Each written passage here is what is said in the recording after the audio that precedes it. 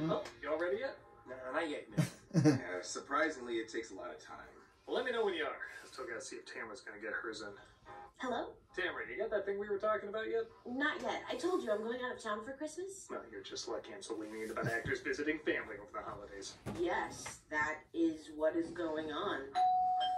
Come on, Hey, Santa Christ. We're playing Sega CD and doing eggnog shots with the Buddha Bunny. Coming! Let me know when you're finished. Man, who'd have thought it'd actually be tricky to come up with... Wait, not yet. What? You gotta see it for the sappy ending. Oh, right. Uh-oh.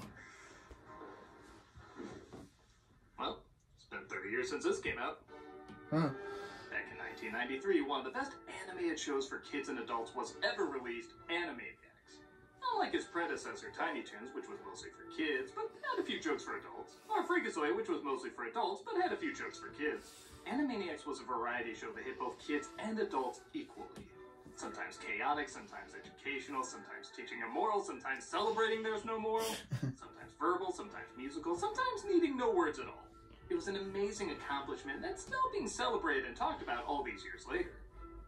And who better to talk about than the show's creator himself, Tom Ruger. How you doing, buddy? Hello, nurses. And Tom. all other medical personnel and everyone else. Hello, everyone. So I want to talk about one of your most ambitious films ever connected to Animaniacs. Ernest Goes to Hell? Oh, what? No, El Wacko's Wish. Oh, yeah, that's better. Yeah.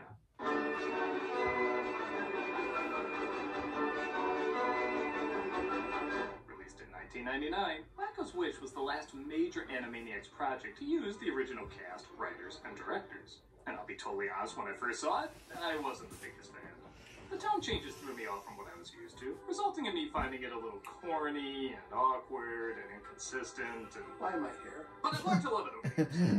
Sounds The tone weird. changes, once you know where it's all going, actually does help with the spontaneity of the comedy.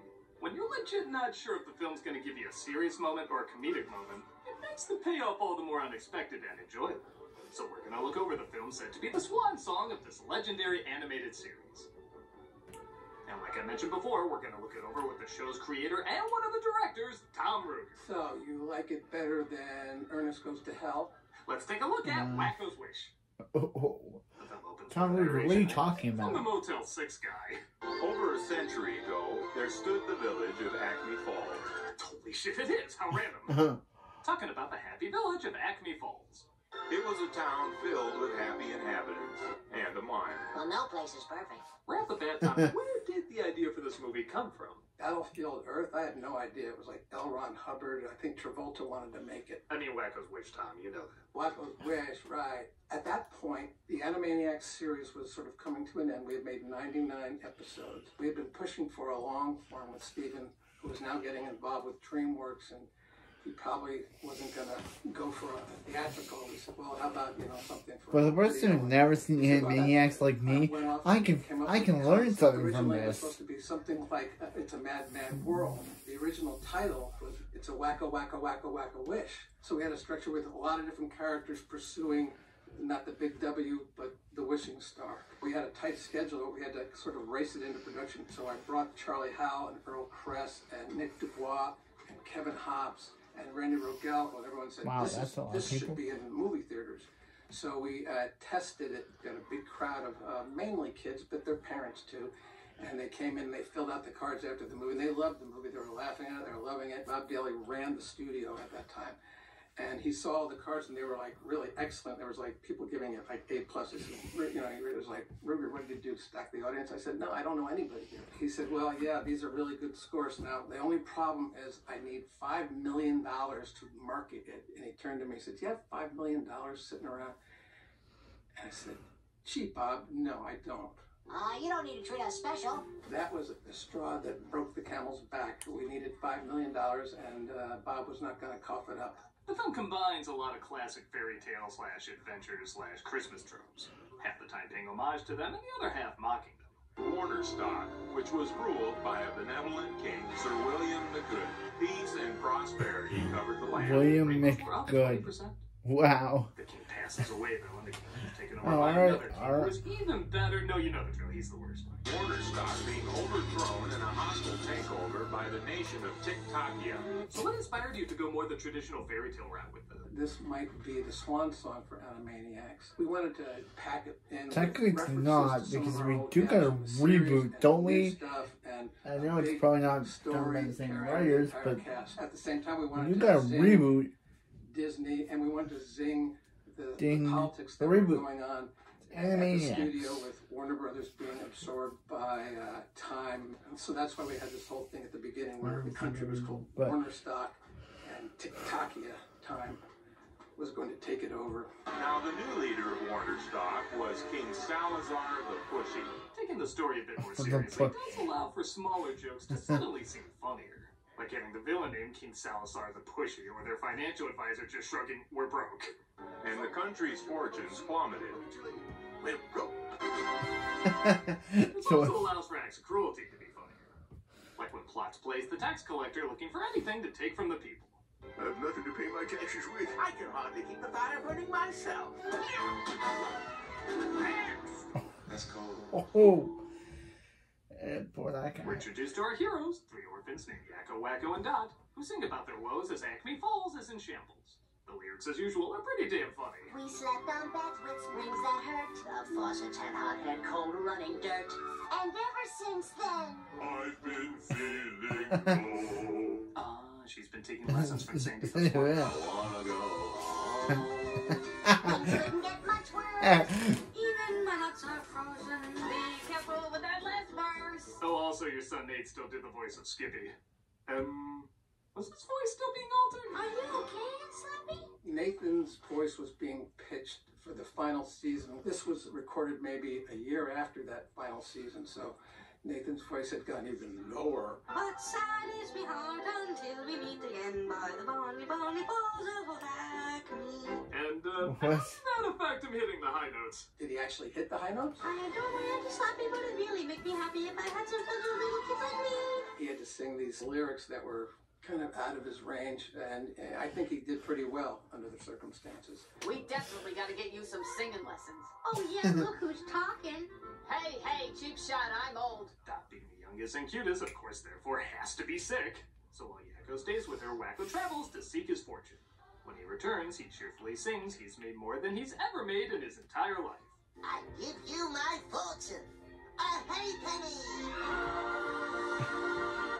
As you can imagine, the town is, really ecstatic. Oh, yeah, I guess yeah. And the town is really ecstatic. Again, it took me a while to notice, but playing with the tone does make moments like this much funnier than if they just played the whole thing humorous. All my burgers at the butcher's and blitzes at the baker. Groceries at the grocer's. Season tickets for the workers. They want to use the money to help pay for an operation for Dot, but the tax collector comes and takes the hay penny away. To make her feel better, Yakko tells Dot her favorite story that might be a little too cutesy. Tell me the story.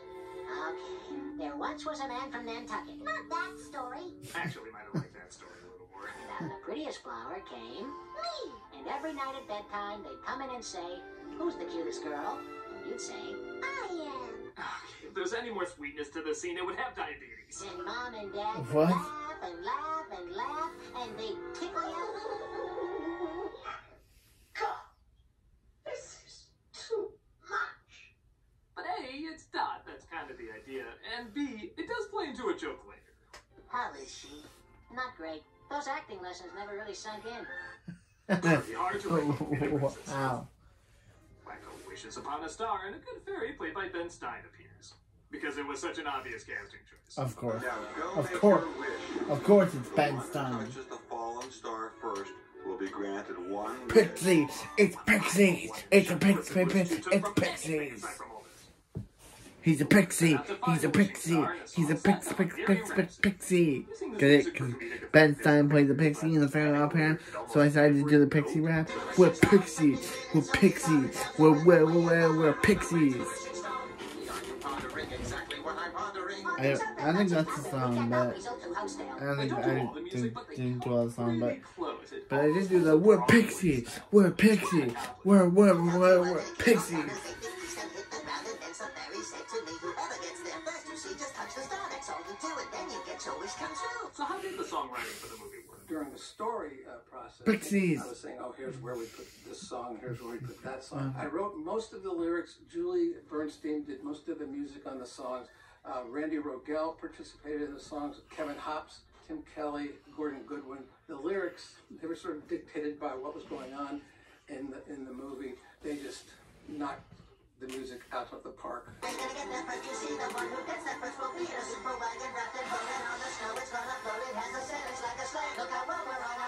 Everybody makes their way to the wishing star, all with different intentions for it. Pinky and the Brain obviously have plans to take over the world with it, and Buttons and Mindy, introduced pretty late in the game, get roped in just trying to drop off cookies at their grandma's house.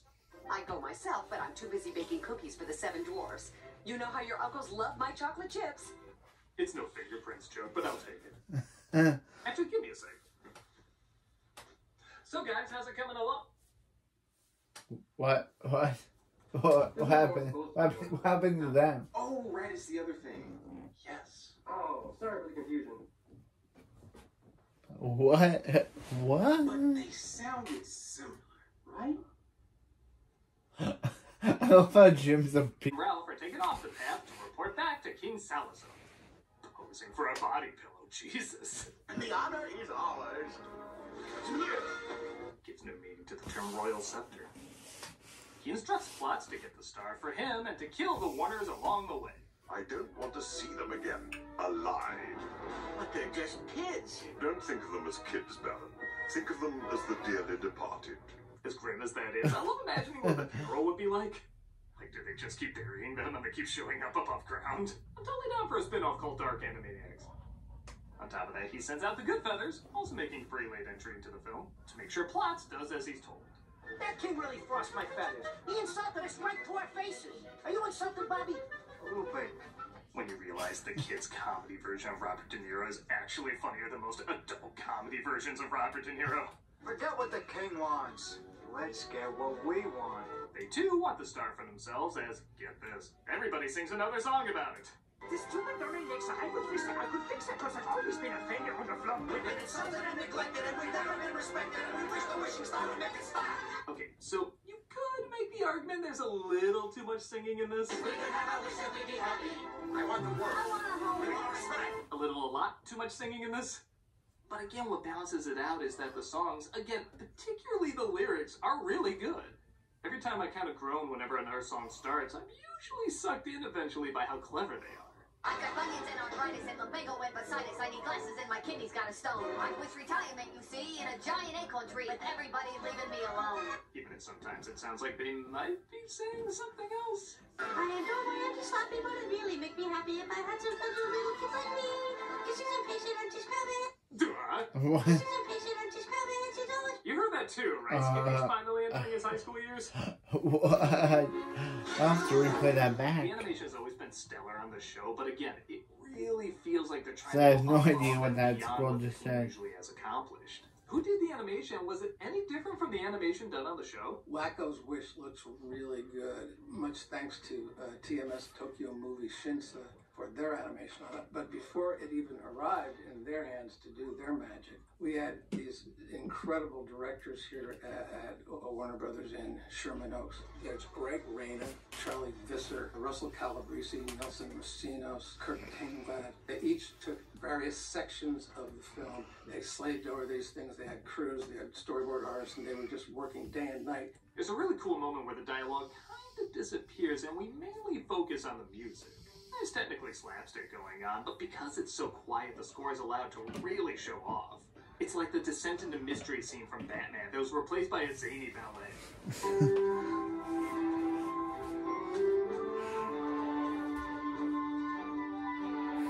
The late Richard Stone always composed amazing work, but again, he really outdoes himself here. Was there an intention not only to make the story more cinematic, but the music too? Animaniacs, for me, was the ultimate creative experience in my career. So I had the final say on the mixes, and there were episodes of Tiny Toons and Animaniacs where I just said, let's make this a concert. Turn up the music, turn up the sound effects, let this go, because the music is so good. And that's true for many sections of Wakko's Wish. We had the sound effects, and we had, you know, the gaggy type boinks and things. But I said, wait, this music is so good, let's just hear that. It's 7.5 minutes. The music is Peak Dom from Von Suppe, this overture piece. It's 7.5 minutes. It is a tour de force of action and comedy. No dialogue, just amazing, beautiful images, beautiful animation. And it was directed by Greg Reyna, who spent, again, day and night. He slaved over that 7.5 minutes. He made the music sync up with the action everywhere. It's a tour de force. They finally make it to the wishing star, but sadly so does the king, who captures them all. All hail the mighty King Salazar! And his tailor Flavor Flav. They're all to be executed, but the Warners say they know secrets about the star that the king doesn't. Execute them. Have it your way, but we know secrets about the star that you don't. Hold your fire! The king gives them whatever they want, as the Warners constantly stall for time. Most of this plays like a typical Warner short where the villain gets their comeuppance. And because the king is played pretty straight in terms of a bad guy, it makes it even funnier when he breaks character and keeps falling for their antics. I'm not your father. That's not what Mommy said. When will this insanity stop? Yes, you. He has some tricks though too, as he sends them to the cave of their worst nightmares, which is pretty much a best of the rogues gallery. You make me feel all fun, doo-doo-dum! If you don't watch the show, this probably won't do much for you, but if you do, it's kind of cool seeing these characters again. Once more, the thought was, this is probably the last time you're ever going to see them, so give them one last go in the spotlight. No! The Warners escape and make their way to the star, but a cannonball is shot at them, which, wait till you hear this, apparently kills off Dot. Dad, can you hear me? Tell me the story. What? The story about Mom and Dad. So like I said, I've actually grown to like not knowing when a silly moment or a somber moment is coming. Was it tough figuring out when to do something serious, when to do something zany? The characters in the story and the story itself sort of dictate what the scene is, what mood that scene should have. These are elements that are in the story as we're scripting it, and we know those are going to be sort of gentle moments. Then we know we're going to have absolute silliness and nuttiness in other spots. Interesting.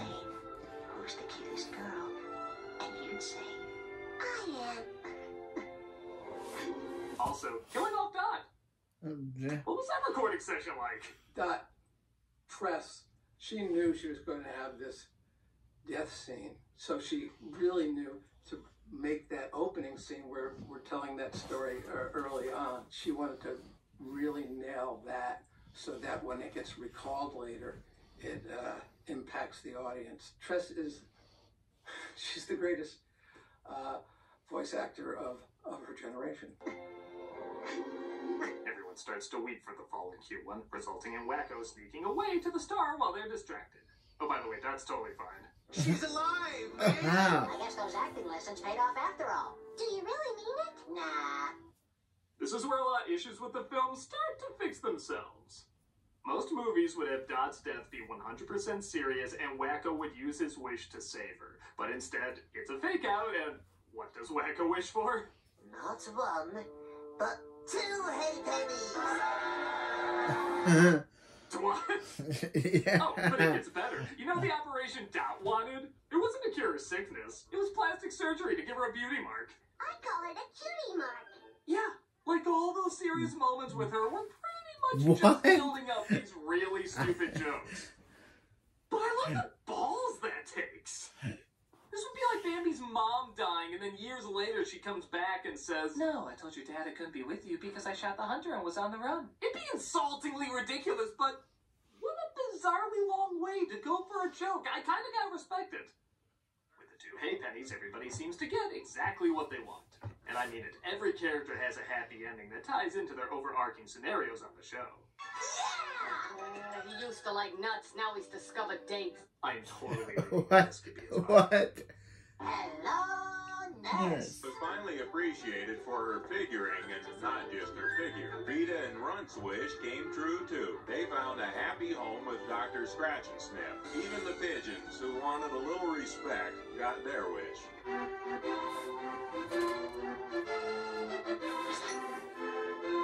I think means happy endings that there's still a chance they could take over the world in the future.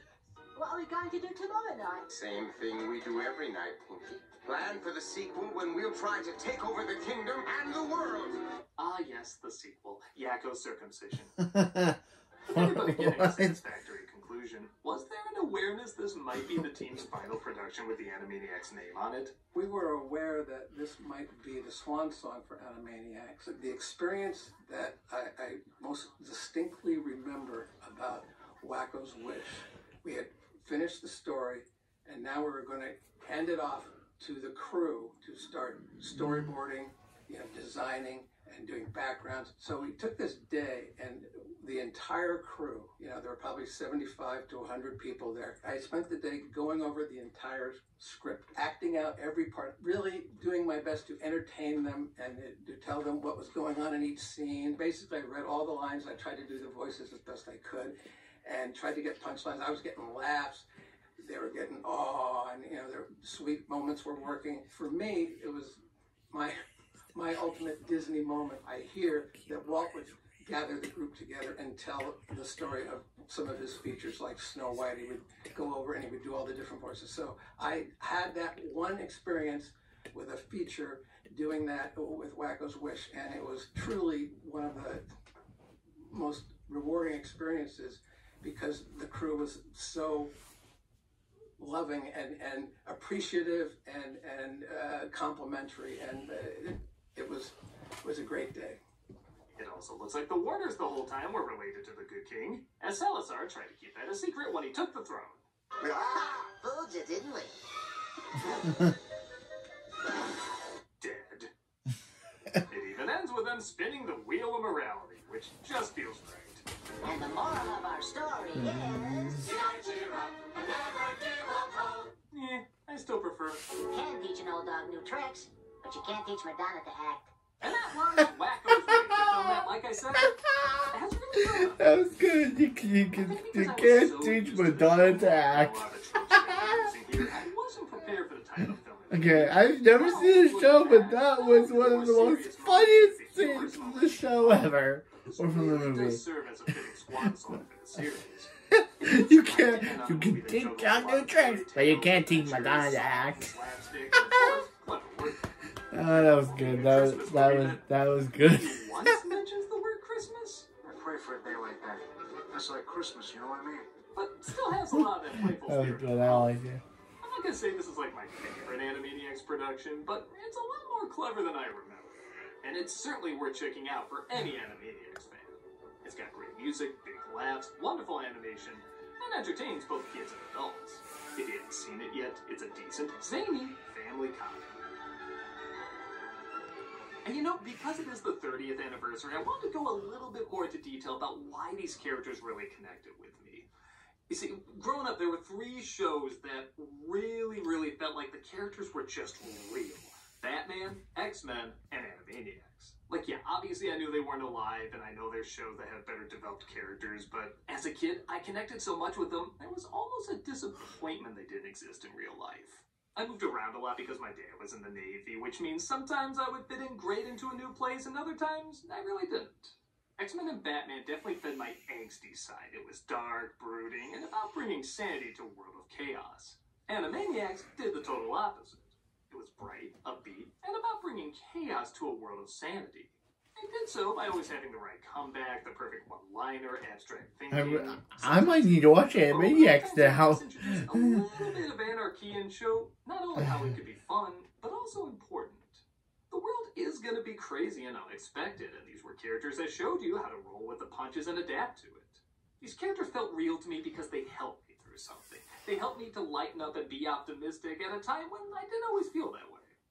Batman and X-Men said, confront your dark side. Animaniacs said, throw a whoopee cushion on a chair. And both of them were done with equal effort and are both equally important in their own unique way. Animaniacs was the apex of my creative career. I loved making it. I loved all the people who worked on it. Rusty Mills and Liz Holzman, of course, co-directed this. I miss them every day. I'm very grateful for Warner Brothers to say, make a long form as sort of a swan song for the series. It gave me a feeling of completion, very rewarding. Animaniacs, a moment in time where a bunch of us got together, we made each other laugh.